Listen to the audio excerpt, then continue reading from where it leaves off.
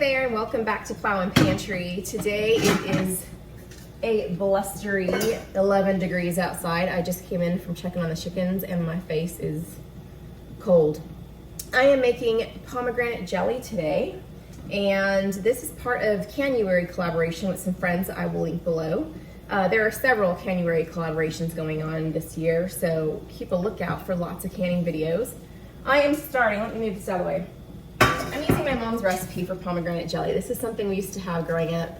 I think we have a relative that had pomegranate trees, and so my parents would get loads of pomegranates and squeeze them through one of those orange juicers.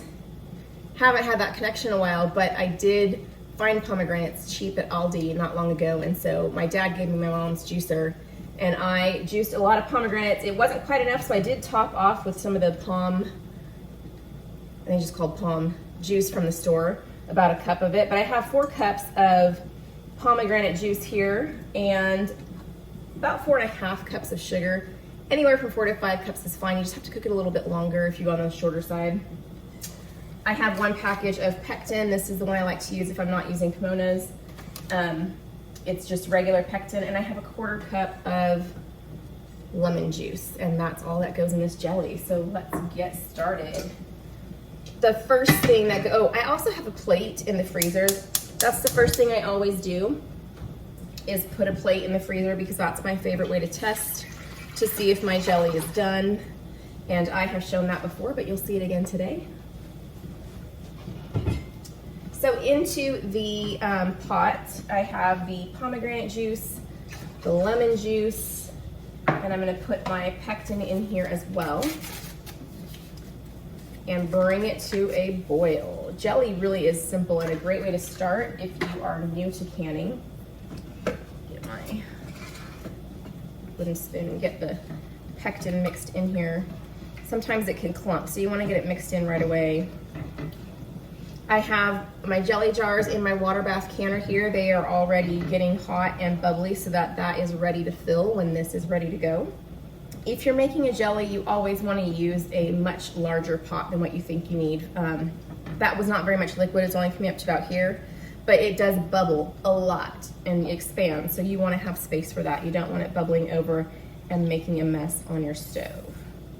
All right, that is mixed in, so now it's just gonna come to a boil. I'll stir it occasionally just to make sure nothing's burning on the bottom, but it's really low maintenance here today. Okay, now that my mixture here is up at a full rolling boil, and you know it is a full rolling boil because you won't be able to stir it down when you stir it with your wooden spoon. I'm going to now, that's a lot of steam coming out of my canner. Can't really redirect it. Okay, I'm going to add the sugar all at once here and stir it in. This actually takes away the boil right away. I want to stir it in. I want to break up any clumps of sugar, get it all mixed in, but I don't want to beat it really vigorously to get it in there, because that creates a lot of foam, and you don't want foam in your jelly because you have to get all that foam out when you jar it up. And it's, to me, the only part I don't like about making jelly. So it's my least favorite chore is skimming off all the foam and trying to get every little bit of it. I'm just breaking up the sugar, and I'm bringing it back up to that full rolling boil. I want it to get back to that point again. Okay, mine is back up to a boil. So it took about 10 minutes the first time when I put the juice and stuff in to bring that to a boil. And then bringing it back after adding the sugar took about 5. And that could be slightly different per person, but just to give you a general time frame of how long it takes. I like to put a little pat of butter, about 1/2 tablespoon in mine. It helps with the foam, the dreaded foam. So my mom used to be picky when I would make jelly with her when I was young about scooping out all the foam, and I just thought it was I didn't care if there were little bubbles in my jelly. So the first time I made jelly after I left home, I just did 1 or 2 big swigs of the foam and didn't care. Well, that foam, it's not just air bubbles in your jelly, it turns into these hard little bits. So you don't want to do that. That was my lazy 21-ish-year-old self doing that. Okay, now that it is full boil, can't stir it down, I'm gonna set a timer for 1 minute, and then I'm gonna do the plate test. Generally, If you boil it too long, like for a really long time, it will turn hard like candy. If you don't boil it enough, it doesn't set into a jelly and it's a syrup, which you can use as a syrup, or you can dump it back into the pan, cook it longer, recan it, and reprocess it if you don't want to waste it. Syrup's kind of good sometimes though. During this time, I'm not going to stir it. I'm just going to let it do its 1 minute thing, and then I'll get out my plate.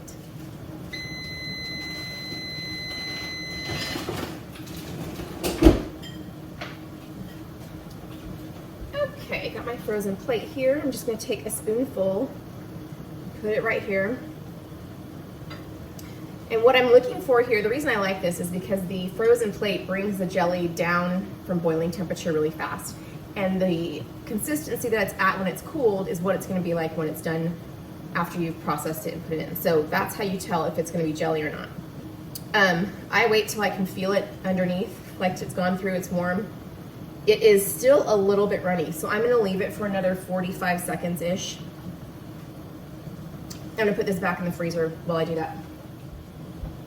Okay, this time I can tell it's ready. And here's the thing, as you learn to can and jelly, you learn to notice things. Like I could tell walking up this time that it was gonna be ready. It looks a little bit thicker and slower, but not thick. That's when you've gone too far. The bubbles look like a little bit thicker themselves, like the cell wall of the bubbles.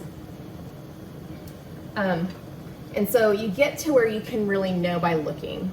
So I'm gonna leave this a little bit longer because my plate's not as cold. It's taking me longer today. It's cold outside. We've got a lot of like snow and water and moisture in the air, so I don't know if that affects it like it does when you're candy making, but I'm trying to let this cool down. But as you can see, it's really not going far very fast. Okay, making sure it's not hot. So I go like that, and it's really not moving as fast, especially here. So this is ready to put in the jars. I'm gonna turn it off.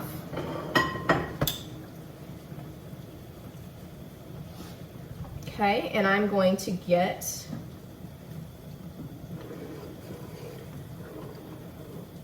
it one stir, make sure nothing's stuck. I'm gonna use my strainer here just to get out any foam.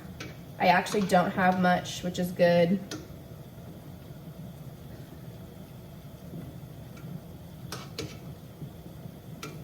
What I like to do myself is let me get my jars out first. So my jars, I just you can use hot, sterilized jars. I just put them in my canner while that's getting hot to help me do that. And I find it easier myself to use these kind of tongs to get my jars out of there when they're like this, because they're not upright and it's hard to grab them. Ooh, can't see. Just got to be careful when you're tipping the water out to not let it run down your arm. You know what I'm saying? Okay, had to take off my glasses because it got foggy. Put this back on just because I want to keep the water as hot as I can for now. I've got my jars over here, and what I find easiest to do myself is to get my jelly into something with a spout that I can pour. So I'm going to get it into the container I rinsed out that had my juice in it.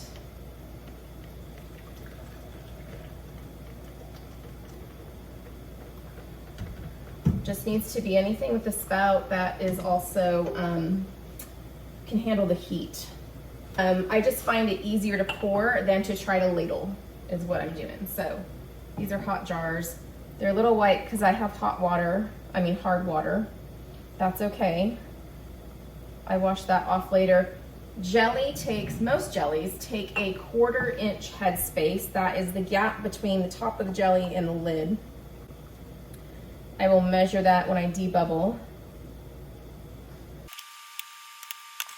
You don't want to rush because you don't want to make big messes and mistakes, but you do want to work quickly because the jelly will start to solidify and gel up here. So we don't want to have it doing that to us before it's ready.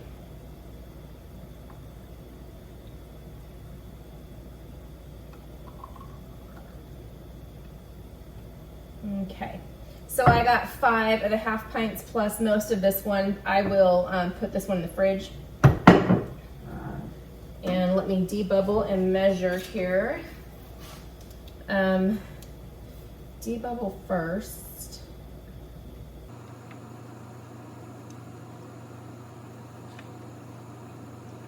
I'm pretty sure one of my jars is slightly high and one of them is slightly low. Let's check. The debubbler has measurements. This is the 1/4 inch. It's written on there. So this one's good. That one's good. This one is slightly low. That one's good. That one's good. Okay, so I'm gonna take a little spoon out of my extra one and put it up in my one that's a little bit low. It is, the headspace is important.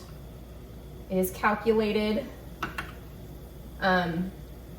in the measurements for the vacuum that it creates when you put it in the canner, which is part of your food safety. So you don't want to mess with the headspace.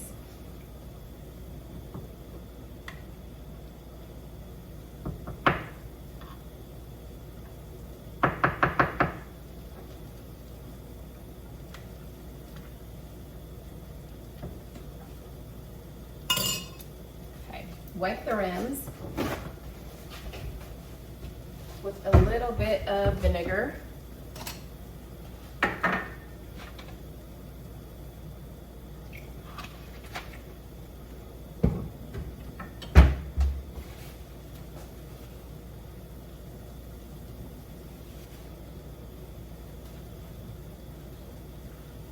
You especially want to get off any of that sticky residue on top. That can keep it from sealing correctly or make your seal break earlier later on when it's on the shelf.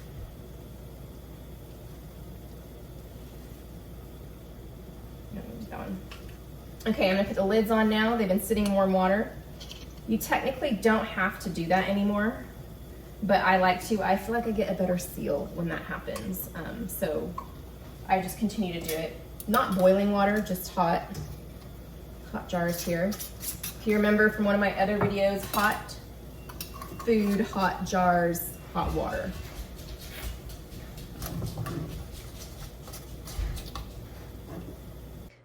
I put this on a slightly fast forward and doing a quick voiceover here. I had people coming home and a lot of noise in the background. So I'm just putting on the lids, fingertip tight, and then I'm gonna start getting these into the canner.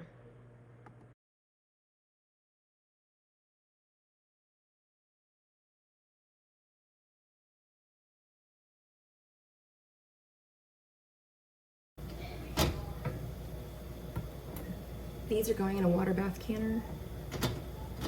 Normally it's a 5-minute processing time, but because I'm above 1,000 feet, I have to do another 5 minutes. It'll be 10.